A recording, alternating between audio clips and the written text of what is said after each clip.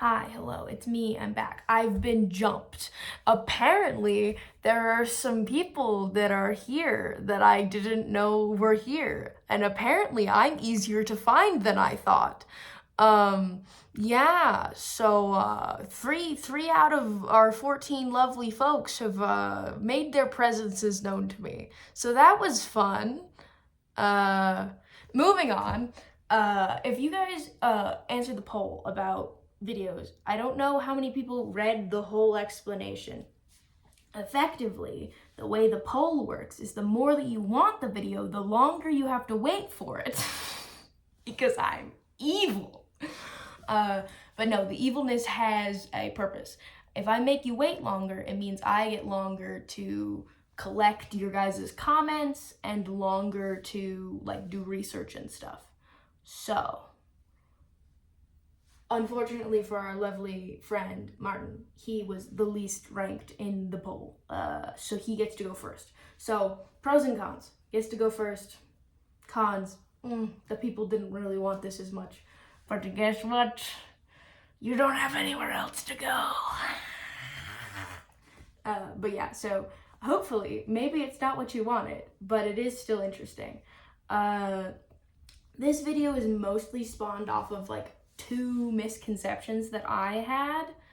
Not necessarily, okay, that's not necessarily true.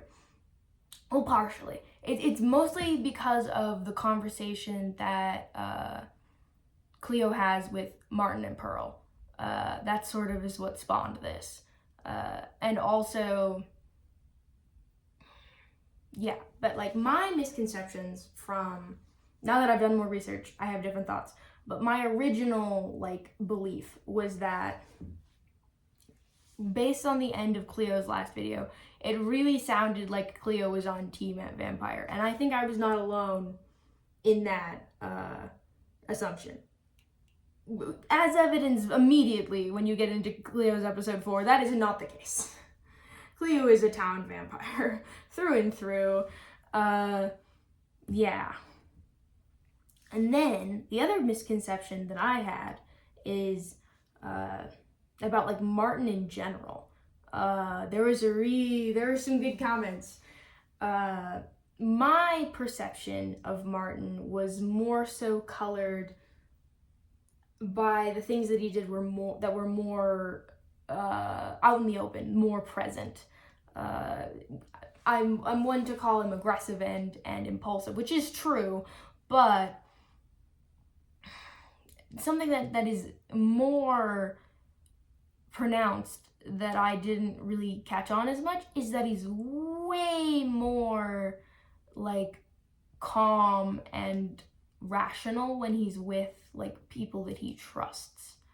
I did clock the part that Martyn has really good reads. Like if you watch Martyn's video, he pretty much usually figures out what's going on.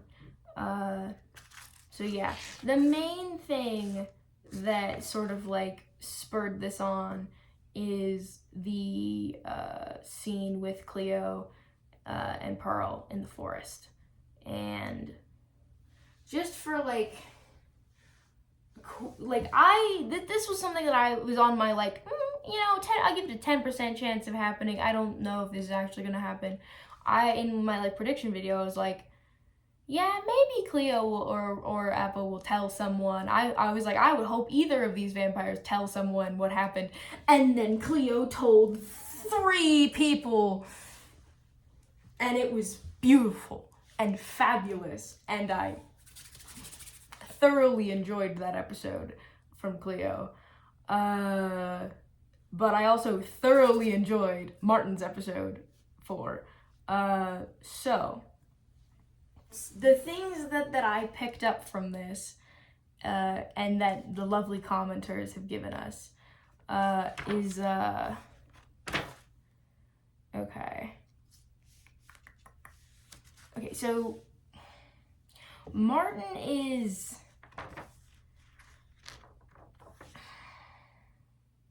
very mistrustful. Like, we've talked about this. We've like, that's the whole thing. But the interesting thing about the fact that trust is so important to Martyn is that he's lying to people. I don't know how familiar the fan base is with this, but I'm fairly certain that Martyn is like lying at least about some of his backstory. That's not like super important, but he is doing that. But he does have that lone wolf, like loner kind of energy thing going on, but that's not necessarily the case. It seems like that's sort of a front, a facade, if you will. He acts very hostile on the surface, but that doesn't last forever. It's very much a trust must be built situation. And the different, like one of the things that someone in the comments of the Martyn post said was the difference between Martyn's reaction to Cleo talking about being a vampire and Sausage when he's joking about it is very different. Well, obviously the tone is different, but you can tell that I don't know. Once I was told that super aggressive Martyn isn't really the real Martyn, and that's not exactly what's going on. It was night and day. It was very much more interesting and more. I really enjoy the like very perceptive and analytical side of his character, because he is mistrustful, but that mistrustfulness is used in order to like keep himself safe, because if he's mistrustful enough of people, he'll be suspicious and he will notice things. Like he figures out Apo. he figures her out by the end of the episode. It's quite impressive. I don't know if he didn't really write the little like this is what I was thinking text in like the beginning of the video, but Apo asked for permission to come into his house at the beginning of like close to the beginning of the episode. But the thing that starts him on the train is like Apo like is being friendly and like does a little punch while he's doing I want to say like prayer word or like one of the ones that you need to charge up. I think it's the one that gives you like sustain or something, whatever, you know what I'm talking about, the one that gives you extra hearts for like a little bit. And then after that notices that she's hesitant to help with the beacons. And also and I didn't catch this on my first like, actually, was that the first time I had watched Martyn? No, I had watched it earlier. I missed it. It was very quick. But before they leave to go to the obelisk beacon, Martyn like moves to the side and eats some garlic because he is fairly certain of Apo at this point. And then they go to the obelisk, and the thing that hits it home for Martyn is when Scott like miscounts. I don't think this was intentional on Scott's part, but Scott says, "Oh, 4 humans here" or whatever, and Martyn takes this as confirmation. He is correct, but I don't know if Scott saw like Apo. I don't know if he did, and so it was just like, oh. But Martyn, like, I don't know how much this is going to degrade the trust between Martyn and Apo, but like,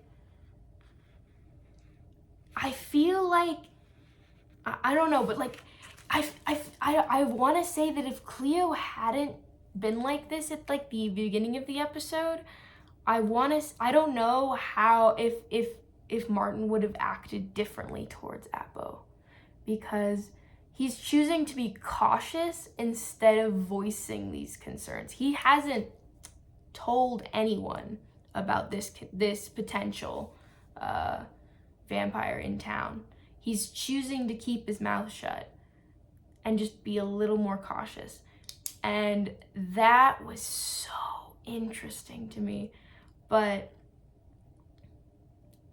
yeah, he's already hesitating with Apo, but like with Cleo though, with Cleo, let's dig into the Cleo thing. Cleo sort of pulls him aside to like I just want to go kind of play by play. I may or may not have transcribed most of their entire conversation together. I don't have a problem. It's fine. No, I did. I absolutely did. I transcribed almost the entire Pearl, Martyn, Cleo conversation for research purposes. Anyways, so yeah, Cleo's sort of feeling out Martyn and Pearl and asks like Martyn to explain generally what happened at like the castle last episode, because Pearl is never around, ever. But you know what? That's okay. It's fun. It's great. Pearl can handle herself. And one thing to note is that like Martyn has already been like, yeah, as long as they don't bite me, is like whatever. Yeah, he's been pretty spot on. But yeah, Cleo kind of pulls them aside and eventually sort of like eases them into like, okay, I'm not okay. I died in the castle. And Martyn freaks out. He's initially like very explosive, like, are you one of them? And Cleo is very calm in this moment. It's like, calm down. I'm not gonna hurt anyone. I don't want to hurt anyone. Martyn, please. And he's sort of panicking and he's backing away. And Cleo continues to voice, you know, like, you know, I want to help people. I need to be honest. This, like, she feels that she can't, like, hiding it would be the worst thing, which is, I think by her telling Pearl and Martyn, it's solid move, because even if town gets heavier on like watching people, usually they would say send you in a group of 3. And so you have 2 witnesses and that can vouch for you, and you can kind of get away with doing stuff. But yeah, it's like really sad that Martyn is finding out. This is something I touched on in my Apo video, that Martyn was talking to 2 vampires when like they both didn't know, but he was like, when he was rushing to check on like Cleo with Apo, who had pulled him out of the river, and he thought she was okay, and it's just like, no. Yeah, but it is not like super fast. You can kind of feel him, he like spikes, and then he is sort of coming down, and then it's just like fully, I'm on your side. We're gonna make this work. I'm gonna help. I'm glad. I thank you for trusting me. And he's, you know, just generally looking out, and like, you know, Pearl and Martyn help her like get like a cow and like the different stuff, and they're just focusing on helping Cleo, and it's so sweet and like touching. And I was like, I don't know, I kind of, but then I thought about it and I was like, if someone chooses to confide in you about something that could get them killed, and they trust you in that way, like, you have to be like avid to mess that up. Sorry, avid shade is real. But you know, we'll get into that later, and not today. And I love Cleo's framing and how honest and open she is, and she's like, and I think part of the reason that Martyn is so like okay with this is that he's getting a lot of new information. Martyn is learning how the abilities work and how they affect vampires. Like, they test the garlic thing, they test, I believe, holy word, and I want to say, oh, and then he's learning about the bat thing, and because of all this insider knowledge, it's sort of, I think, leveled out in like he's like sad about it, but yeah, but like they go to town, and that's something that like Martyn mutes, and he's like, is this worst case scenario, is this best case scenario, I'm not sure, I don't want to get munched on. And he's like, you know what, we're gonna see how it goes, we'll see how long the like sunflower blooms, and he holds firm. He ends up in like the town militia. He kind of gets pulled aside by Sausage and Wren, and then Appo's pulled in later, and they have like this like, oh, you know, let's all not tell ye secrets or whatever. And nothing, not a peep out of him. And he has this little text. He's like, I'm keeping Cleo's secret close to my heart. And I was just like, yes, friendship, let's go. Yeah. And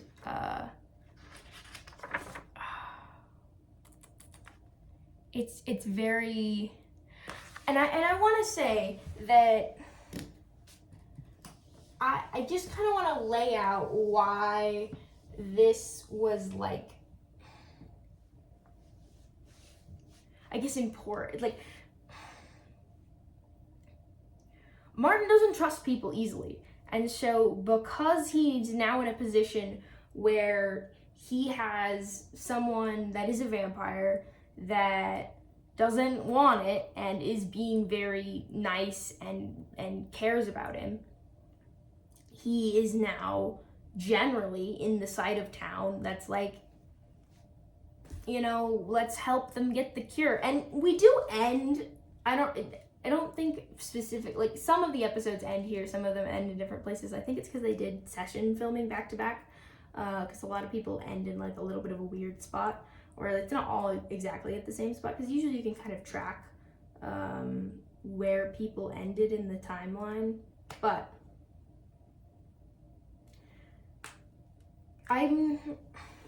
there's sort of a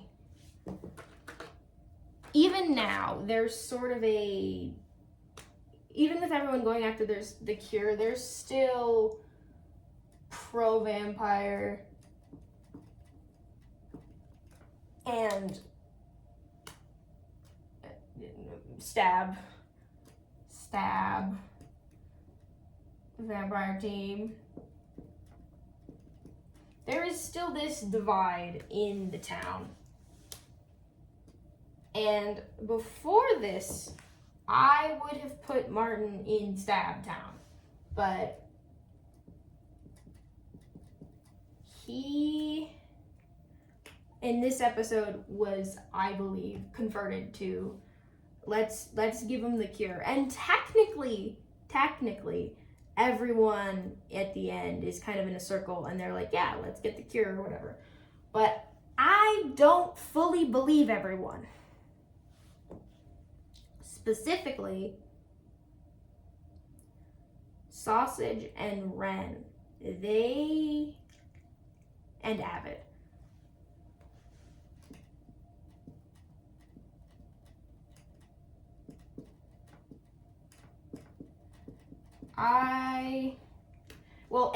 Avid talks about just wanting to murder like most of the vampires except for Shelby, and also burns down Shelby's house, which is a choice. So even if Avid is, you know, pro cure, I do feel like it would be,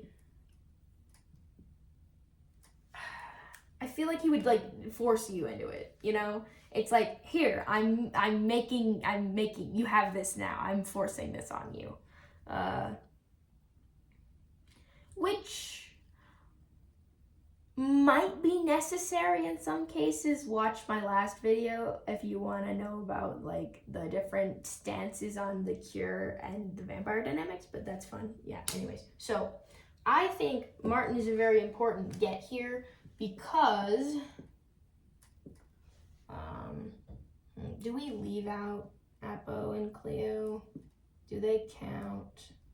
Well, they don't know. Well, about half of town knows about Cleo. Well, kind of. I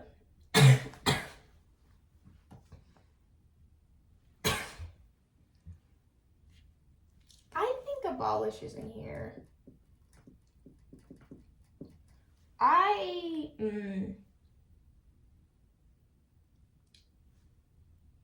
I want to say Drift is in Pro Vampire, but I don't know. She's around Avid a lot, and so that kind of gives me like, kind of pause a little bit. I will leave for now. I'll leave it all. I'll write her in green. We'll say Drift. Okay, but before this, it was a lot more even. When Martyn sort of jumped ship to this side of town. Because before it was more, and also, like, I believe the perception is this from the towns. Like, obviously, no, but I believe that the perception of Apo is that she would be like, okay, stabby stab. And that's kind of true. Just in a different way. So, but specifically because Martyn is, by his nature, an instigator of stuff. He does things. He wants to get out. He wants to learn more. He wants to do things. He's a very active part of the plot. And so when you have someone who is more, actually, you know what? I should tag that. I would like to tag that. People who are active versus passive. I'll just do a little dot.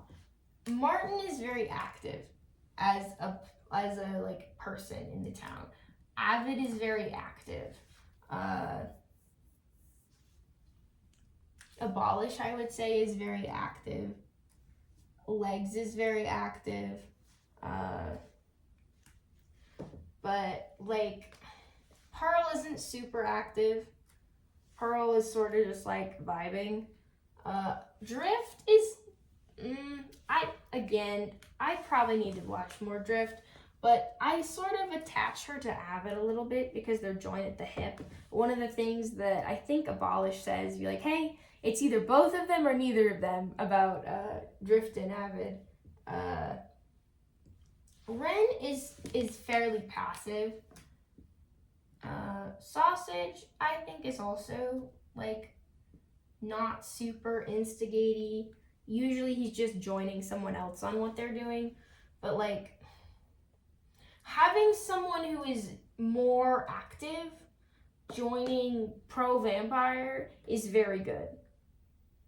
Obviously all of these people are like, yeah, cure, sure. But if something happens and they're only able to use the cure, say, once, or someone in the comments, my comments, said something about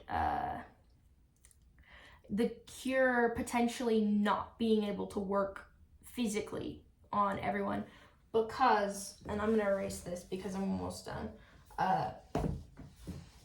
the cure might not physically work for everyone because if it doesn't, it's not backwards compatible, then we're kind of screwed.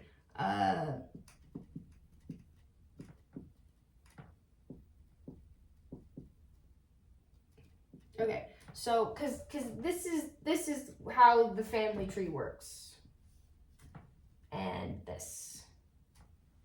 So